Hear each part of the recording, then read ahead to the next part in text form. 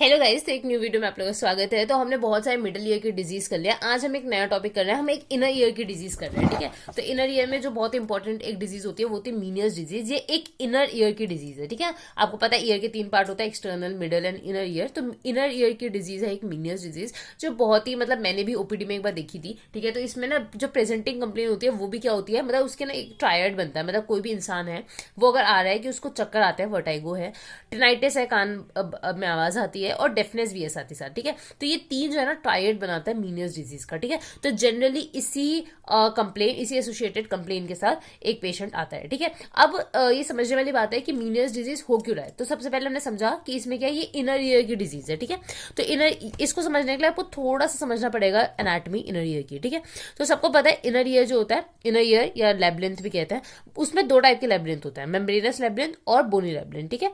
तो जो membranes labyrinth होता है उसके अंदर एंडोलिम्फ ट्रैवल करता है, एंडोलिम्फ होता है, ठीक है। और जो हमारा क्या कहते हैं, कौन सा बोनी लेब्रिंथ होता है, या मेम्ब्रेनस और बोनी लेब्रिंथ के बीच में जो स्पेस होता है वहां हमारा पेरिलिम्फ प्रेजेंट होता है, ठीक है।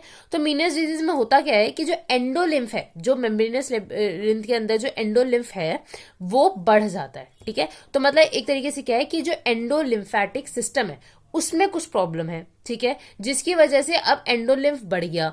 एंडोलिम्फ बढ़ गया तो क्या हुआ, इनर ईयर का डिस्टेंशन हो गया। कहीं पे भी कोई फ्लूइड बढ़ेगा, जैसे पेट में फ्लूइड बढ़ जाता है, एब्डोमेन में एसाइटिस जो भी, तो उसमें क्या होता है, एब्डोमेन का डिस्टेंशन दिखेगा एसाइटिस में, है ना, पेरिटोनाइटिस में, जो भी कंडीशंस होती है।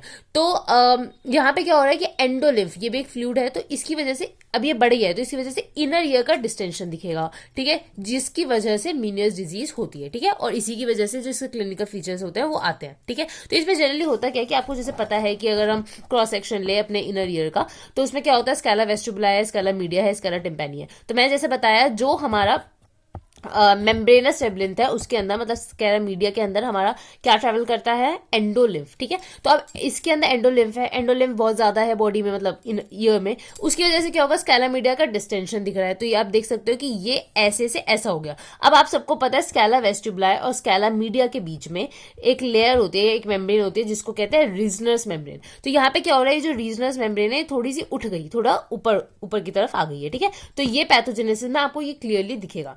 अब ये एंडोलिम्फ बढ़ता क्यों है, ठीक है। ये एंडोलिम्फ बढ़ता क्यों है, क्योंकि सिंपल सी चीज है कि एंडोलिम्फेटिक सिस्टम में कोई दिक्कत आ गई। अब क्या हो सकता है कि या तो मेन चीज क्या, मतलब बहुत ही बेसिक सोचो, एंडोलिम्फ बढ़ क्यों, मतलब बढ़ क्यों रहा है, वहां इकट्ठा क्यों रहा है, या तो बहुत ज्यादा बन रहा है या बहुत कम एब्जॉर्प्शन हो रहा है। ये मेन आप कॉज याद कर सकते हो। इसके अलावा एलर्जिक कोई कंडीशन है, ठीक है। इसके अलावा आपको याद रखना है कि ये फ्लूइड है, ठीक है।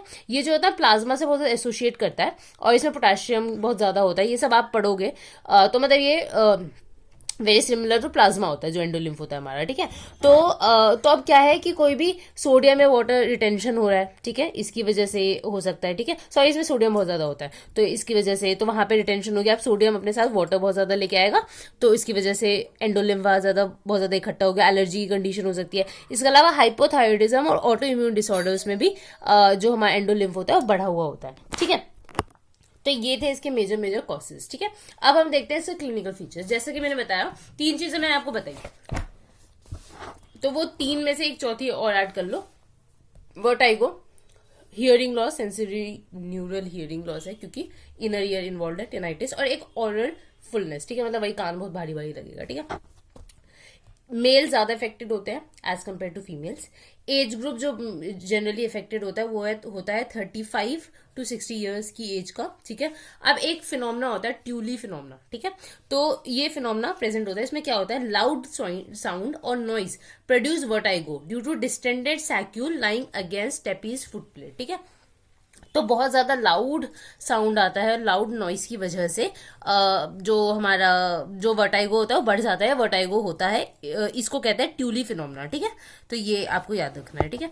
नेक्स्ट एग्जामिनेशन, आप इन लोगों का एग्जामिनेशन करवाओगे तो क्या क्या दिखेगा। सबसे पहले ऑटोस्कोपी करवाओगे तो उसमें कोई ऑब्नॉर्मैलिटी आपको नहीं दिखेगी टिम्पैनिक मेम्ब्रेन पे, ठीक है, क्योंकि ये डिजीज ही कहाँ की है, इनर ईयर की। तो टिम्पैनिक मेम्ब्रेन बिल्कुल नॉर्मल लगेगा।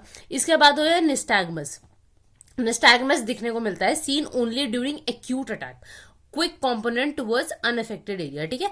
तो आपको ये याद रखना है कि निस्टैग्मस जो है वो अगर एक्यूट लेबलिंथ का अटैक, मीनियस डिजीज का अटैक है तो उसमें ही आपका निस्टैग्मस प्रेजेंट होगा, और उसमें भी जो क्विक कॉम्पोनेंट, आपको पता है निस्टैग्मस कैसे चेक करते हैं, वो उंगली से आप चेक कर सकते हो, जो क्विक कॉम्पोनेंट है वो टुवर्ड्स अनअफेक्टेड ईयर होगी, ठीक है। मतलब जो सही वाला कान है उस साइड क्विक कॉम्पोनेंट आंखों का आएगा, ठीक है। इसके अलावा ट्यूनिक फॉर्क टेस्ट करवाओगे तो सेंसरी न्यूरल हियरिंग लॉस दिखेगा, ठीक है, और वीनीस टेस्ट जो होगा वो पॉजिटिव होगा, ठीक है। अब इसका एक वेरिएंट देखो, अब इसके वेरिएंट हम देख रहे हैं। सबसे पहले है कॉक्लियर हाइड्रॉप्स। कॉक्लियर हाइड्रॉप्स क्या होता है कि इसमें, अच्छा ये वेरिएंट में क्या है कि इसमें ना पॉसिबल कॉजेस के साथ क्यों एंडोलिम्फ बढ़ रहा है उसकी वजह पे ये और टाइप्स में डिवाइड हुआ है, ठीक है। सबसे पहले है कॉक्लियर हाइड्रॉप्स। कॉक्लियर हाइड्रॉप्स में क्या होता है, block at level of ductus reuniens. अब यहाँ देख सकते हैं कॉक्लिया है, ये हमारा यूट्रोसेक्युलर सेमिसेक्युलर कैनाल्स है ना, ये सब है। तो इनके बीच में एक ब्रिजिंग होता है जो होता है डक्टस रीयूनियंस, ठीक है। ये जो डक्टस,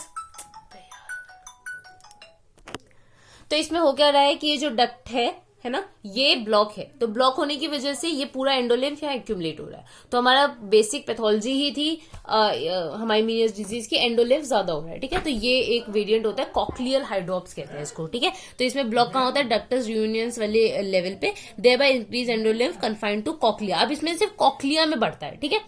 इसमें वर्टाइगो एब्सेंट होता है, और ये जो सेंसरी न्यूरल हियरिंग लॉस है वो बढ़ता है। अब ये भी सबके पीछे एक कारण है, वर्टाइगो क्यों एब्सेंट है, क्योंकि यूट्रिकल सैक्यूल्स ये सब इन्वॉल्व ही नहीं है, और वर्टाइगो में मेन उन्हीं का काम है, ठीक है। तो ये, और सेंसरी न्यूरल हियरिंग लॉस तो होना ही है क्योंकि कॉक्लिया का बहुत इंपॉर्टेंट है, इसी में होता है हमारा ऑर्गन ऑफ कॉटाई जो हियरिंग करवाएगा, है ना। तो इसलिए, तो आप समझ गए।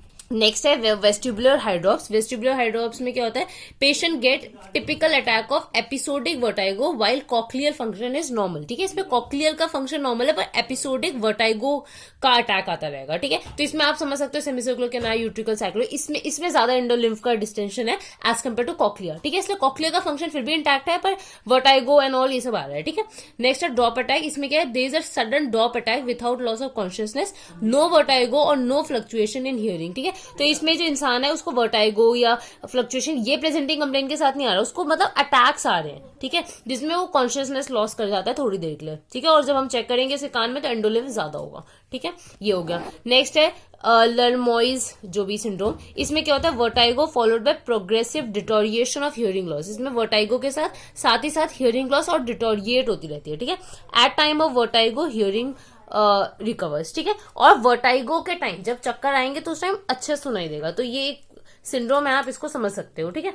नेक्स्ट अब देखते हैं कि हम मीनियस डिजीज जो है, मीनियस disease developing Meniere's disease, मीनियस syndrome क्या होता है, ठीक है। तो मीनियस सिंड्रोम होता है कि developing Meniere's disease after other disease like trauma. वही मीनियस सिंड्रोम होता है जब मीनियस डिजीज के सेकेंडरी, मतलब कोई और डिजीज के सेकेंडरी अगर मीनियस डिजीज कॉज हो रही है, जैसे कि कोई ट्रॉमा हो गया, मीसल्स, मम्स, सिफिलिस, कॉगल सिंड्रोम एक होता है, एक ऑटोस्क्लेरोसिस होता है, तो ये सब अगर कॉज करते हैं मीनियस डिजीज तो इसको कहते हैं मीनियस सिंड्रोम, और इसको it is also known as secondary Meniere's disease, ठीक है। अब मीनियस डिजीज का आप डायग्नोसिस कैसे करवाओगे, सबसे पहले सर्टन डायग्नोसिस होगा, हिस्टोपैथोलॉजी कंफर्मेशन कर लो तो समझ आ जाएगा, ठीक है। क्योंकि आपको पता है इसमें जो हमारे स्ट्राया वेस्कुलरिस जो होती है लेयर, वही सिक्रीट करती है हमारा एंडोलिम्फ, ठीक है। तो अगर दिख रहा है उसकी बहुत ज्यादा फंक्शनिंग है या बहुत ज्यादा है वो सेल्स, तो उसमें भी आपका जो एंडोलिम्फ होगा वो ज्यादा होगा, तो उसका कंफर्मेशन हो गया, तो वैसे ही सर्टन डायग्नोसिस मिल जाएगा कि है मीनियस डिजीज। इसके अलावा डेफिनाइट क्या है, 2 or more spontaneous episodes of vertigo lasting 20 minutes or longer, ठीक है। इसके अलावा audiometrically documented hearing loss at least 1 occasion, ठीक है। तो आपको ये याद रखना है कि आप डेफिनाइट कब उसको मीनियस डिजीज कर दोगे कि 2 या 2 से ज्यादा स्पॉन्टेनियस अटैक आ रहे हैं वर्टाइगो के, जो कि 20 मिनट या इससे ज्यादा के लिए लास्ट कर रहे हैं, या हियरिंग लॉस पता चल गया ऑडियोमेट्री में, और एट लीस्ट 1 ओकेजन, ठीक है, या टिनाइटिस या फुलनेस है, या all other cases causes excluded, या और भी जो कॉजेज है वर्टाइगो या हियरिंग लॉस के वो एक्सक्लूड कर दिए गए हैं, तो हम उसको मीनियस डिजीज में डेफिनाइट में इन्वॉल्व कर लेते हैं, ठीक है। इसके बाद है प्रोबेबल में कि प्रोबेबल डायग्नोसिस क्या बनेगा कि एक एपिसोड आया वर्टाइगो का, या ऑडियोमेट्रिक में डॉक्यूमेंट हुआ है hearing loss at least at one occasion, tinnitus और ओरल फुलनेस दिख रही है, ठीक है। इसके अलावा अदर जो कॉज है वो एक्सक्लूडेड है। पॉसिबल कॉजेज क्या हो सकते हैं, एपिसोडिक वर्टाइगो आ रहा है विथआउट हियरिंग लॉस, ठीक है, सेंसोरियल हियरिंग लॉस है विथआउट एपिसोड ऑफ वर्टाइगो, और कोई अदर कॉज नहीं मिल रहा तो आप उसमें पॉसिबल कॉज मान सकते हो, ठीक है। अब इसका जनरल मेजर क्या लेते हैं, तो रीअश्योरेंस करवाते हैं, सिजेशन और स्मोकिंग करवाएंगे, स्मोकिंग मना करेंगे, लो सॉल्ट की डाइट बोलेंगे, ठीक है, वाटर इनटेक कम करवाएंगे क्योंकि ऑब्वियसली वहां पे फ्लूइड एक्यूमुलेट हो रहा है तो थोड़ा बहुत वाटर इनटेक कम करो, ठीक है। इसके अलावा कॉफी या कोई भी डायबिटिक्स, टी एंड ऑल ये सब मना करेंगे, ठीक है। तो ये था इसका मेजर्स, ठीक है। नेक्स्ट वीडियो में हम ऑटोस्क्लेरोसिस और थोड़े जनरल सर्जरी की भी वीडियोस करने वाले हैं, तो आप इस चैनल को सब्सक्राइब कर लो, लाइक कर लो वीडियो को, और भी अपने फ्रेंड्स के साथ शेयर करना। तो that's it for this video. इसमें हमने मीनियस डिजीज अच्छे से पढ़ा है, आई होप आपको समझ आया होगा और आप कुछ सीखे होगे इस वीडियो में। तो that's it for this video, I hope you like this, bye guys.